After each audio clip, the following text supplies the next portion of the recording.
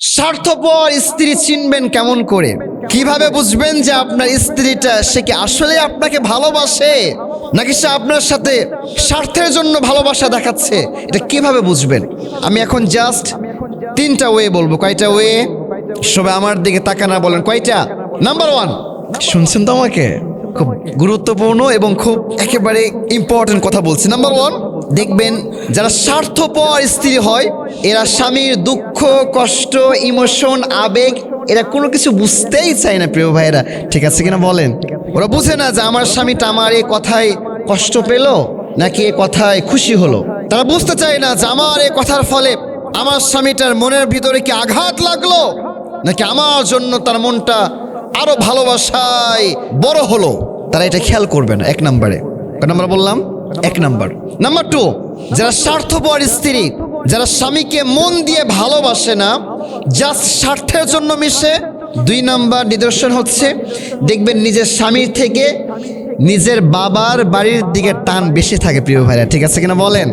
নিজের স্বামী কি হচ্ছে না হচ্ছে দেখার বিষয় নাই, আমার বাবা মার সংসার যেন ঠিক থাকে। এবং আপনারা শুনলে অবাক হবেন, আজকাল হাজারো সংসার নষ্ট হয়ে যাচ্ছে শুধুমাত্র মেয়ের বাবা মার কথার কারণে। এটা কি আপনারা আমার সাথে একমত? জানি অনেকে একমত হবেন, আবার অনেকে একমত হবেন না, বাট রিয়ালিটি এটাই। দিস ইজ দ্য রিয়ালিটি, এটাই বাস্তবতা। একজন মেয়ের সংসার যখন সমস্যা হয়, ওই মেয়ে যখন বাবার বাড়িতে ফোন দেয়, মাকে ফোন দেয়, বলে আম্মা আমার স্বামীটা ভালো না, আমার স্বামী আমাকে শুধু বকা দেয়, শুধু গালিগালাজ করে, শুধু আমাকে বিভিন্ন কথা বলে, বিভিন্ন কথা শোনায়। এবার ওপাশ থেকে মা বলে, কি এত বড় কথা, আমার মেয়েকে এত বড় কথা বলেছে? আরে আমাদের এলাকাতে ছেলের অভাব পড়েছে নাকি? আয় চলে আয়। কে বলেছে ওর ভাত খাওয়াই লাগবে? চলে আয় আমার বাড়ি। ব্যাস, জাস্ট এই একটা কথার ফলে ওই মেয়েটার পুরো জীবনটা শেষ হয়ে গেল।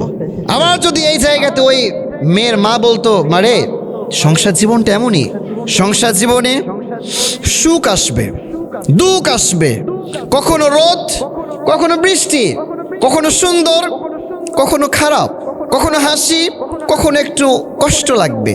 আর এটাই তো সংসার জীবন। আচ্ছা বলেন দেখি, 2 পাতিল একসাথে থাকলে আওয়াজ হয় কি হয় না? স্বামী স্ত্রী একসাথে থাকলে একটু 2-1 কথা হতেই পারে, এটা স্বাভাবিক। এভাবে অনেক মারা বুঝায় না যে মারে আমরাও যখন সংসার করেছি তখন আমারও কিন্তু তোর বাবার সাথে 2-1 কথা হয়েছে। অতএব এটা কোনো মূল ফ্যাক্ট নয়, তুই তোর স্বামীর কাছে থাক, তাকে একটু বুঝা, ব্যাস দেখবি কিছুদিন পর ঠিক হয়ে যাবে। এভাবে না বলে অনেক মা ডিরেক্টলি বলে ফেলে, এত বড় সাহস আমার মেয়েকে ধমক দিয়ে কথা বলে, ব্যাস চলে আয় আমার বাড়িতে, ব্যাস সংসারটা শেষ হয়ে গেল।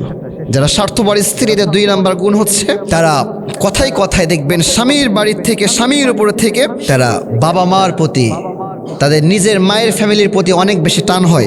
নাম্বার 3 হচ্ছে তারা স্বামীর ইনকামের উপর খেয়াল করে না। আমার স্বামীটা কতটুকু ইনকাম করে, কি করে, এগুলো তারা দেখবে না। তাদের চাহিদার কোনো লিমিট থাকবে না, আনলিমিটেড তার স্বামীকে চাহিদা করবে।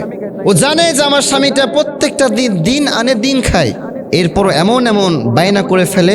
ও দেখে কি আমার পার্শ্বের বাসার ভাবি ও কি নিয়েছে, যদি একটা দামি শাড়ি নেই ও দেখে বলবে, দেখো আমার পার্শ্বের বাসার ভাবি কিন্তু একটা দামি শাড়ি নিয়েছে, ওটা আমারও লাগবে।